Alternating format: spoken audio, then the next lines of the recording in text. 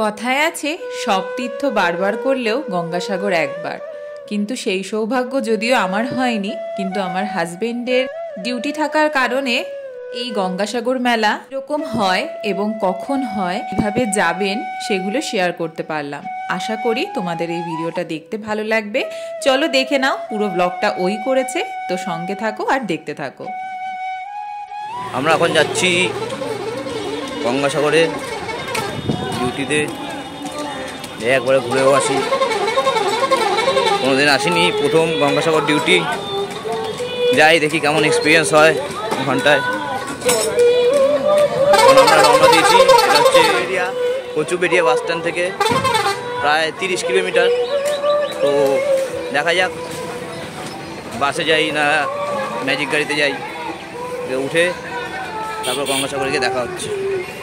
এটা গঙ্গাসাগর মেলার entry gate, Gangasagar মেলা 2024। এখানে ট্যুরিস্ট লজ আছে, যদিও সিভিলিয়ানরা এইসব লজ খুব একটা পায় না, আগের থেকে অনেক আগে থেকে বুক করে যায়।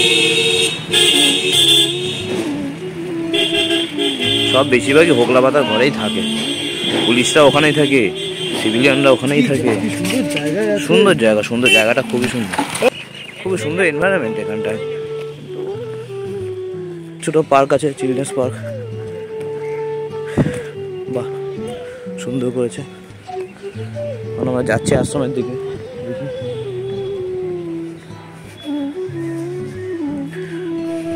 ডিউটি ফাঁকে যতটা পারবো দেখানোর চেষ্টা করব গঙ্গাসাগরটা। রিয়াকে যদিও এখানে দেখতে পাবে না, রিয়ার তরফ থেকে আমি করে দিচ্ছি ভিডিওটা, যতটা পারবো সবাইকে দেখানোর চেষ্টা করবো গঙ্গাসাগরের। গঙ্গাসাগরে চলে এসেছি, আশ্রম কপিলমুনি আশ্রমে। জায়গাটা দেখাবো।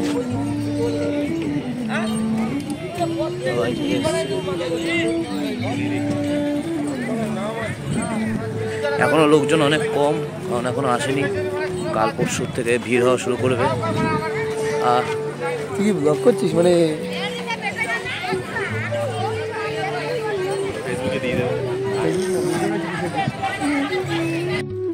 এখানে সব শরণার্থীদের থাকার জায়গা, হোগলা পাতার ঘর।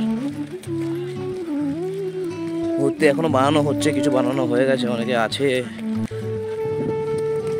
থাকছে বিভিন্ন জায়গা থেকে এসে। খুবই প্যাথেটিক একটা ব্যাপার হোগলা পাতার ঘরে থাকা, না থাকলে বোঝা যাবে না।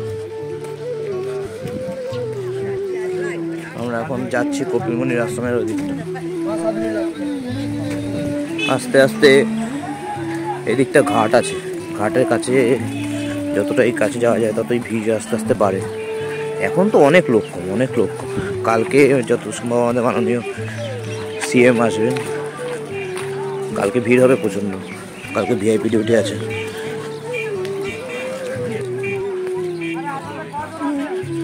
আজকে অনেকটাই ফাঁকা, পরশুদিন থেকে পুরোপুরি ফুলদামে ভিড়। পাশ থেকে দেখো কত খাবারের দোকান।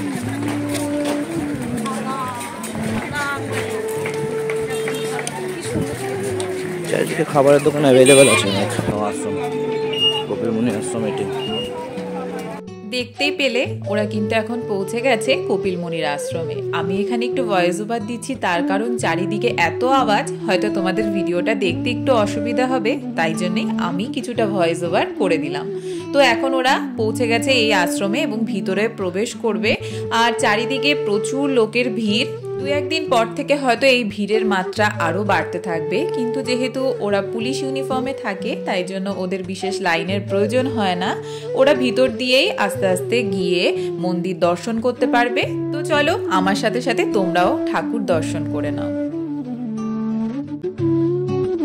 এই কপিলমুনির আশ্রমের ভিতরে আমরা এখন পুজো দিলাম। আশ্রমের ভিতরে দেখে নাও, প্রচুর ভিড়, প্রচুর মানুষ এসছে, খুব সুন্দর।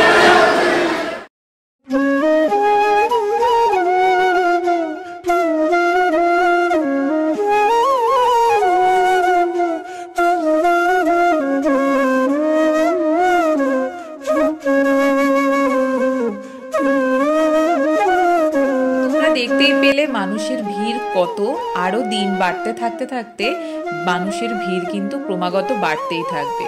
তো কপিল মুনির আশ্রমে মন্দিরের পাশাপাশি এখানে আরও কিছু মন্দিরও রয়েছে, সেগুলোও আশা করি ও শেয়ার করেছে। তো যদি এই ভিডিওটা ভালো লাগে অবশ্যই কিন্তু সকলের সাথে শেয়ার করো, এবং সামনেই যেহেতু গঙ্গাসাগর মেলা, তোমরা সকলের সাথে শেয়ার করলে তারাও কিন্তু কিছু ইনফরমেশন পাবে এবং ওখানের কি পরিস্থিতি সেটাও কিন্তু জানতে পারবে।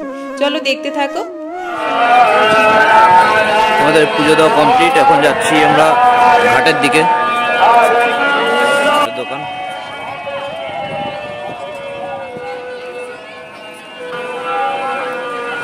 এই যে গঙ্গাসাগর ঘাট, গঙ্গাসাগর ঘাটের কাছে চলে এসেছি আমরা। ও অসাধারণ অসাধারণ, এই প্রচুর দর্শনার্থী ভর্তি, সবাই স্নান করছে, আর এক ফোঁটাও ঠান্ডা নেই এখানে, গরমই লাগছে। সমুদ্রের পাড়ে, কিন্তু ওখানটায় যাওয়াটা খুবই কাদা, ইউনিফর্ম নষ্ট হয়ে যাবে এতটা গেলে, পুরো কাদার মধ্যে দিয়ে যেতে হচ্ছে। দেখি কোনো জায়গায় যদি ফাঁকা পাই তাহলে একটু যাওয়ার ইচ্ছা আছে সমুদ্রের কাছে, দেখা যাক কতটা কি করতে পারি।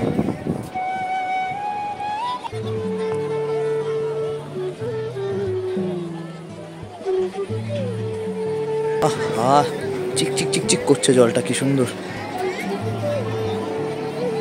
অসাধারণ দৃশ্য, অসাধারণ অসাধারণ। প্রচুর লোক, সবসময় মোটামুটি লোকজন থাকে, এখনো তো লোক হয়নি, কালকে পরশুর থেকে যা লোক হবে সেটা মানে ভাবনা অতীত। এই সাগর পারে মাতালা মাতালা লাগে।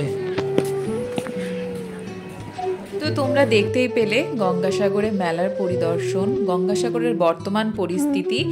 তো ও ওর মতন করে ব্লগটা সাজিয়ে দিয়েছে, আমি সেটাই তোমাদের সাথে শেয়ার করলাম। যদি আমার ভিডিওটা ভালো লাগে অবশ্যই সকলের সাথে শেয়ার করো এবং জানিও ভিডিওটা কেমন লাগলো, আর ভালো লাগলে অবশ্যই লাইক শেয়ার সাবস্ক্রাইব করো। টাটা।